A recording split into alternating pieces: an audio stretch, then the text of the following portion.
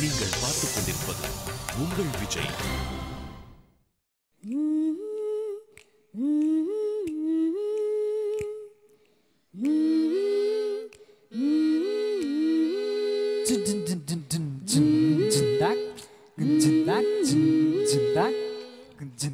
மங்குயில புங்குயில செய்தி ஒன்று கேளு, உன்ன மாலையிட தேடி வரும் நாள எந்த நாள.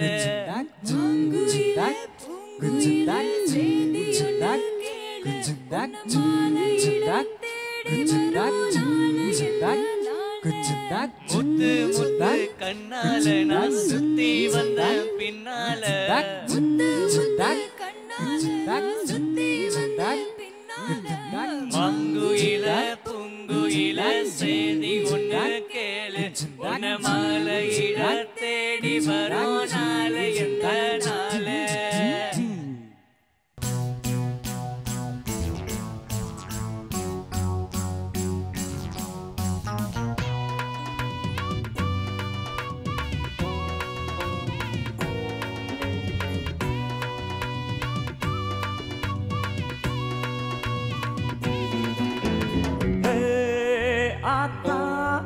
தோரம்மா வரிய நாம் பார்த்தா பார்க்காமலே பொரிய அடியே ஆத்தா தோரம்மா வரிய நாம் பார்த்தா பார்க்காமலே பொரிய அடக்கம் பக்கம் யாரும் இல்லை அள்ளிக்கலாம்.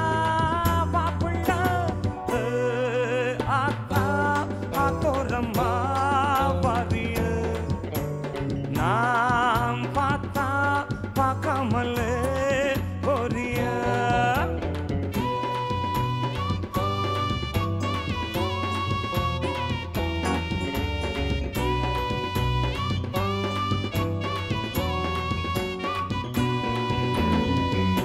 இன்னைக்கு நம்ம டிசிஎஃப் வழங்கும் இதயம் தொட்ட இசை நிகழ்ச்சியில் நிறைய பாடல்கள் கேட்க போகிறோம். எஸ்பெஷலி இன்றைக்கி என்ன ஒரு ஸ்பெஷாலிட்டினா, இன்றைக்கி நிறைய ஃபோக் சாங்ஸ் பற்றி பேச போகிறோம். நான் மாத்திரம் இல்லைங்க, நிறைய பேர் இதை பற்றி பேச போகிறாங்க. பேசுறதோட நிறைய பேர் பாட போகிறாங்க. You like to call mister Manikka Vinayagam.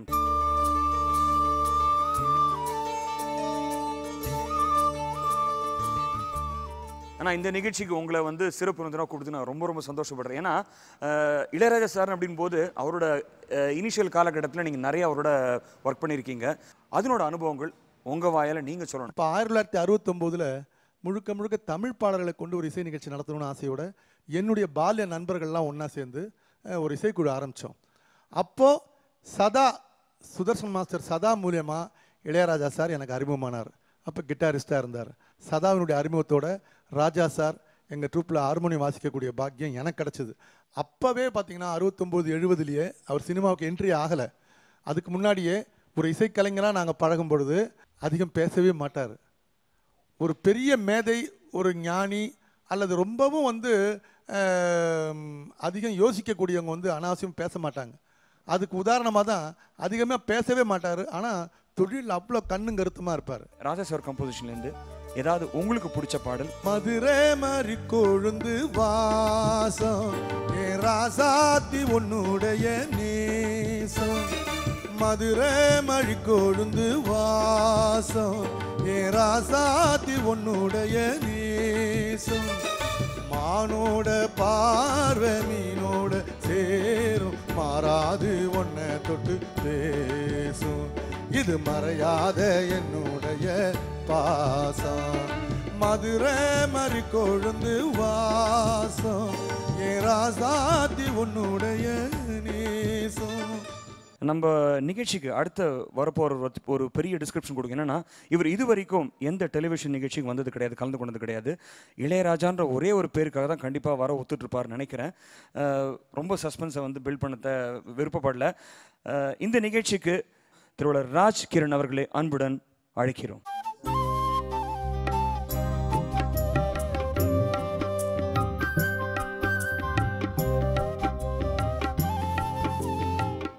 Sir ஒரு விஷயம் நான் சொல்லி ஆகணும். பார்க்கும்போது எனக்கு இன்னும் சோலையம்மா பார்த்த மாதிரி ஒரு ஃபீலிங் வரும் சார். இது ஏன்னு தெரியல சார்.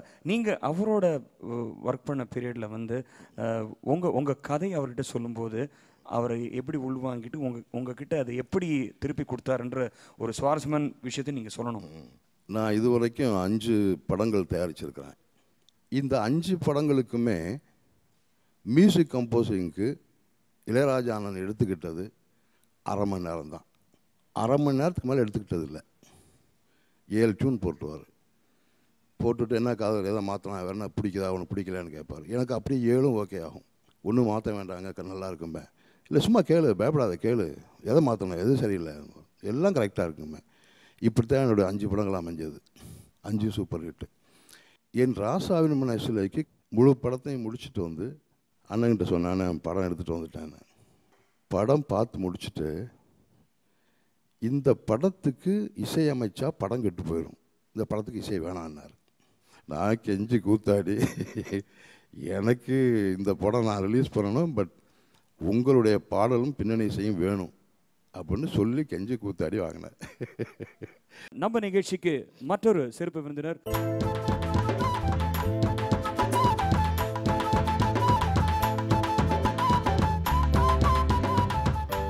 சார். இன்னைக்கு நம்ம வந்து ராஜா சார் அவரோட ஃபோக் அவர் அந்த பாணியில் பண்ண பாடல்களை பற்றி நிறைய பேச போகிறோம்.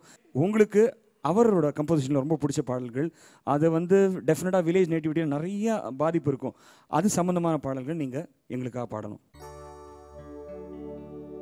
என் தாயேனும் கோயிலை காக்க மறந்திட்ட பாவி எடி கிளியே, என் வாயும் வயிறையும் போற்றி வளர்த்திட்ட பாவி எடி கிளியே, என் தாயேனும் கோயிலை காக்க மறந்திட்ட பாவி எடி கிளியே, என் வாயும் வயிறையும் போற்றி வளர்த்திட்ட பாவி எடி கிளியே, என்ன தொட்டாலும் பார்த்தாலும் தோஷமடி கிளியே, எனக்கு 7 ஜென்மத்திலும் மோட்சமில்லை கிளியே, என் தாயனும் கோயிலை காக்க மறந்திட்ட பாவி எடி கிளியே, என் வாயும் வயிறையும் போற்றி வளர்த்திட்ட பாவி எடி கிளியே. மங்குயில துங்குயில செய்தி ஒன்று கேளு. நீங்கள் பார்த்துக் கொண்டிருப்பது உங்கள் விஜய். இப்போ ராஜா சார்னு சொன்னால் ஜாஸ்தி பேசப்படுறது வந்து அப்பார்ட் ஃப்ரம் அவரோட கம்போசிஷன், ரீரெக்கார்டிங் பற்றி நம்ம ரொம்ப விமர்சையாக பேசக்கூடிய நிகழ்வு நிறையா இருக்குது.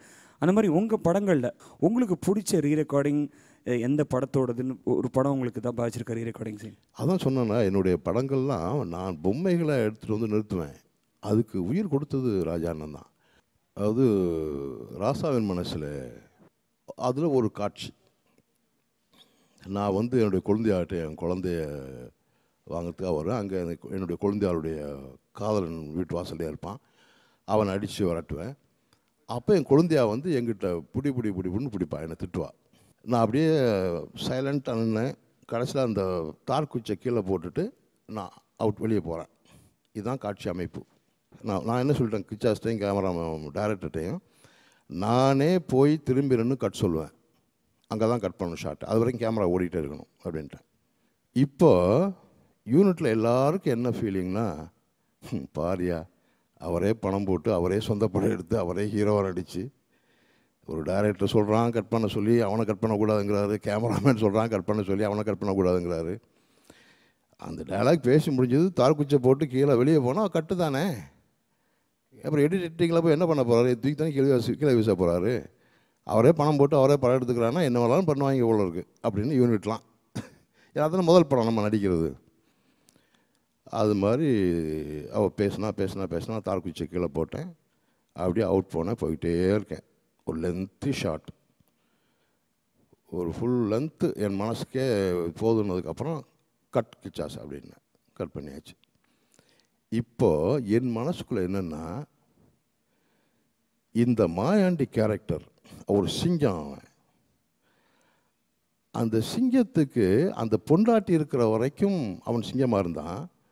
பொண்டாட்டி போனதுக்கப்புறம் அவனுக்கு எல்லாமே போச்சுங்கிற மாதிரி ஆயிடுச்சு. அப்போ இவன் பொண்டாட்டி உயிரோடு வந்திருந்தா இப்படி பேச விடுவாளா இவளை? ஸோ தன் பொண்டாட்டி இழந்ததுனால அவன் இப்படி ஆயிட்டான் அப்படிங்கிற விஷயத்தை ஆடியன்ஸுக்கு அங்கே சொல்லணும் அப்படின்னு நான் நினைக்கிறேன். ஏன்னா அவ்வளோ பேசியிருக்கால, என்னோடய ரியாக்ஷனே கிடையாது. நான் நடந்து போய்கிட்டு இருக்கிறது தான் ரியாக்ஷன். இப்போ நடந்து போய்கிட்டு பேக் ஷாட். ஸோ இப்போ நான் என்ன நினைக்கிறேன்னா, இந்த இடத்துல ராஜா அண்ணன் சோழ பசங்கிலிய சாங் போட்டிருக்காருல, அந்த பல்லவியை ஃப்ளூட்டில் வாசிப்பார். பொண்டாட்டி இழந்துட்டான், அவன் இழந்ததுனால இவன் இவ்வளோ சக்தி இழந்து போய் இவெல்லாம் பேசுகிறத கேட்டுக்கிட்டு அவன் போய்கிட்டு இருக்கான் அப்படின்னு அந்த எண்ணத்தை ஜனங்களுக்கு ஊட்டிடுவார். ஸோ என் கேரக்டர் மேலே ஒரு சிம்பத்தி வரும் அப்படிங்கிறதுக்காக பண்ணேன், ஷார்ட் எடுத்துட்டேன். இப்போ ரீரெக்கார்டிங்கில் பார்த்தா அந்த சோழ பசங்கிலிய சாங்கை அதே மாதிரி ஃப்ளூட்டில் அந்த லென்த்துக்கு வாசிச்சார் அண்ணன். அது இப்போ கேட்கலாமாண்ணே?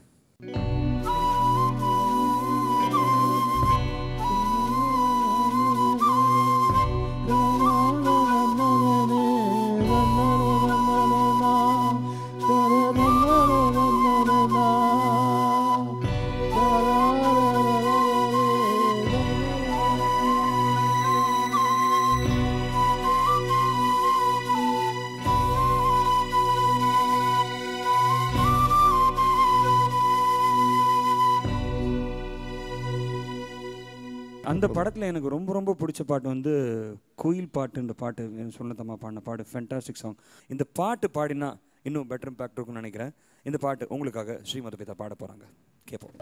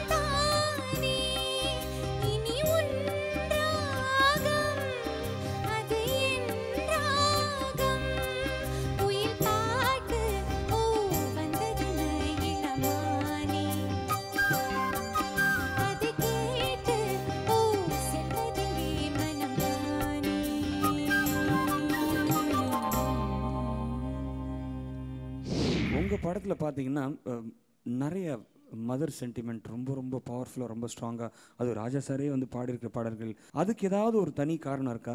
எனக்கு எங்கள் அம்மானா ரொம்ப பிடிக்கும். இளையராஜா அண்ணனுக்கும் தாயார் மேலே ரொம்ப பிரியம். ஸோ எங்கள் 2 பேருக்கும் இடையில இருக்கிற இந்த தாய் பாசம் அப்படியே வெளியே வந்திருக்கு. அரண்மனை கிளி படம், அதில் தான் இந்த தாயை பற்றிய பாடல் மிக பிரபலமான பாடல். அந்த படத்துக்கு கதையும் இல்லை, ஒன்றும் ப்ரிப்பரே இல்லை. அப்போ நான் என்ன சொன்னேன் ராஜா அண்ணன்கிட்ட, ஆனால் அடுத்த படத்துக்கு 7 டியூன் போட்டு கொடுத்துருங்க ஹிட் ஆகிற மாதிரி, அதுக்கு நான் கதை பண்ணிக்கிறேன் அப்படின்னு ஆரம்பித்தேன். சரி ஒரு 5 நிமிஷம் கழித்து பண்ணுவோம்னு சொல்லிட்டு மூடி வச்சுட்டு ஒரு லைன் சொல்கிறேன் கேளுன்னு ஒரு கதை அவுட்லைன் சொன்னார். நல்லா இருந்துச்சு. ஸோ அவர் சொன்ன கேரக்டரை வச்சு அவர்கிட்ட சாங் கேட்டேன். அரை மணி நேரம். அதே அரை மணி நேரம். ஓஹோ. 6 மணி திறந்தார், வரிசையாக போகுது, 7 டியூன் போட்டு முடிச்சாச்சு. எப்படி இருக்காதுன்னாரு. அருமையாக இருக்குண்ணே. சரி மூட போனார். நானும் எழுந்திரிக்க போனேன். காதல் ஒரு நிமிஷம் இரு, உனக்கு பிடிச்ச மாதிரி ஒரு விஷயம் வருது இரு அப்படின்னாரு. அப்படி உட்காந்து திரும்ப 6 மணி இப்படி திறந்து, என் தாய் என்னும் கோயிலை காக்க மறந்துக்கிட்ட பாவி அடிக்கலையே அப்படின்னு அந்த வழக்கமாக தத்தக்காரம் பாடுவார். இப்போ அந்த வார்த்தைகளோட போட்டு நான் பக்கத்தில் இருக்கேன், சுந்தரராஜன் பக்கத்தில் இருக்கார். சுந்தரராஜனுக்கும் கண்ணு கலங்குது, நானும் கண்ணு கலங்கிட்டேன். 2 பேருக்கும் அழுகை வந்துருச்சு.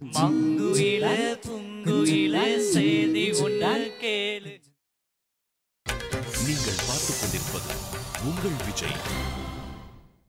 இன்னைக்கு நம்ம ராஜா சாரோட ஃபோக் சாங்ஸ் பற்றி நிறைய பேசிக்கிட்டு இருக்கோம், அங்கங்கே பிட்டு பிட்டாக பாடிருக்கோம். இது மொத்தமாக ஒரு மெட்லியாக பாடினா எப்படி இருக்கும்?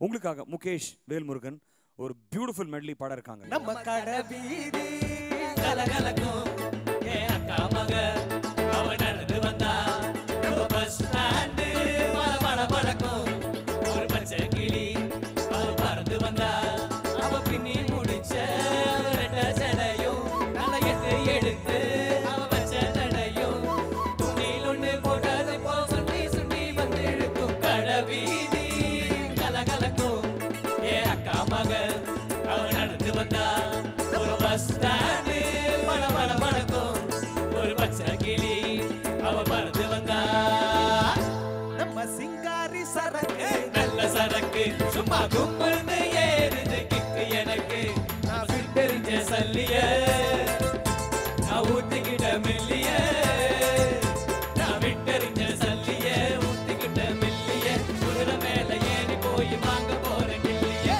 சிங்காரி சரக்கு சும்மா கும்பல்னு ஏறுது கிக்கு எனக்கு ஹே எங்கிட்ட மோதாதே நான் ராஜாதி ராஜனடா பம்புக்கு இழுக்காதே நான் வீராதி வீரனடா ஒரு தப்பாட்டம் என்னோடு ஆடாதே அட அப்புறமா விட்டு விட்டு ஓடாதே ஒரு தப்பாட்டம் என்னோடு ஆடாதே அட அப்புறமா விட்டு விட்டு ஓடாதே எங்கிட்ட மோதாதே நான் ராஜாதி ராஜனடா பம்புக்கு இழுக்காதே நான் வீராதி வீரனடா. ராஜா சார் கம்போசிஷனில் உங்களுக்கு இதுதான் அவரோட நச்சுன்னு வந்த ஃபோக் சாங்னு அந்த மாதிரி ஏதாவது உங்களுக்கு உங்கள் மனசை தொட்ட பாடல் ஏதாவது இருக்கா? நிறைய இருக்கு, அது சொல்லிக்கிட்டே போலாம். இல்லை இல்லை சொல்ல வேண்டாம், நீங்கள் பாடணும். இதுல கூட போடா போடா புண்ணாக்குன்னு ஒரு பாட்டு இருக்கு. உங்க இல்லை நீங்கள் நான் தான் சொல்லிட்டேன், பேசக்கூடாது, நீங்கள் பாடணும்.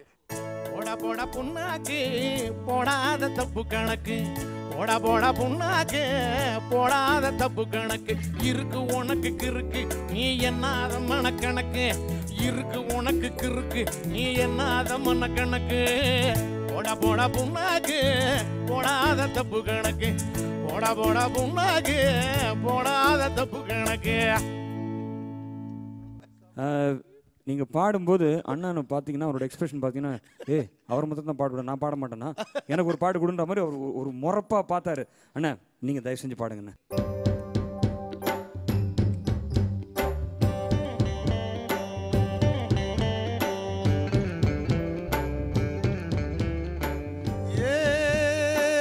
முத்து முத்தா மொட்டு விட்ட வாசமுள்ளே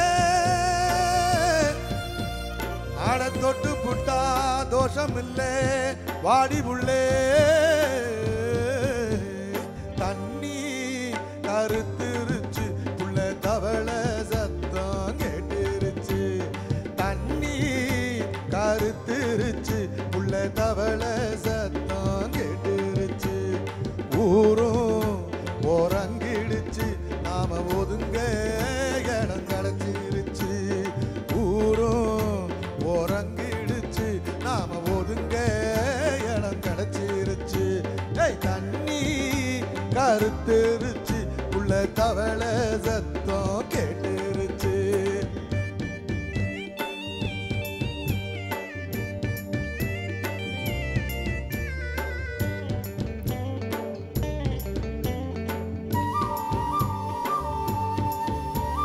மெதுவா போடுது தூரல் அடி மேலே ஒலிக்குது சாரல், மெதுவா போடுது தூரல் அடி மேலே ஒலிக்குது சாரல், உடம்போ எனக்கு சூடா இருக்கு கிளுனுதான் நெஞ்சம் நான் செதுக்கவா கொஞ்சம் மத்ததுக்கா பஞ்சம் நீ மல்லிய பூ மஞ்சம் ரகசிய உறவிருக்கு நமக்கு,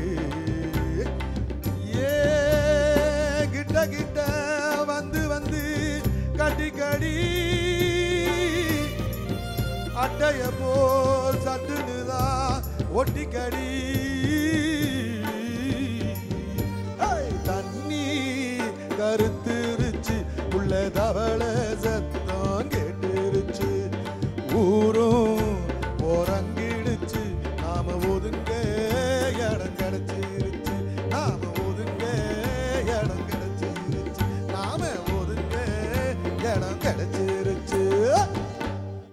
உங்களுக்கு வந்து ராஜா சார் கம்போஸ் பண்ண ஃபோக்லேயே உங்கள் மனசை ரொம்ப நெருடின பாடல் ஏதாவது இருக்கா ஃபோக்கில்? எனக்கு பிடிச்ச பாட்டு, ரசித்த பாட்டுன்னா ஆயிரக்கணக்கான பாடல்கள் இருக்குது. ஆனால் என்னை கலங்கடித்த பாடல்னு ஒன்று இருக்குது. என்னை கலங்கடித்து என்னை உருக வச்சு எனக்குள்ள நான் கேள்வி எழுப்ப வச்ச ஒரு பாடல் இருக்கு. பிச்சை பாத்திரம் ஏந்தி வந்தேன் ஐயனே என் ஐயனே, பிண்டம் என்னும் எலும்பொடு சதை நரம்புதிரமும் அடங்கிய உடம்பு என்னும் பிச்சை பாத்திரம் ஏந்தி வந்தேன் ஐயனே என் ஐயனே. நீங்கள் பாடும்போது உங்கள் கண்லேருந்து உங்களை அறியாமல் கண்ணீர் வர்றது எங்களால் உணர முடியுது. ஏன்னா அந்த அளவுக்கு நீங்கள் சொன்னது ஊர்ஜிதப்படுத்திருக்கு நீங்கள் பாடின விதம்.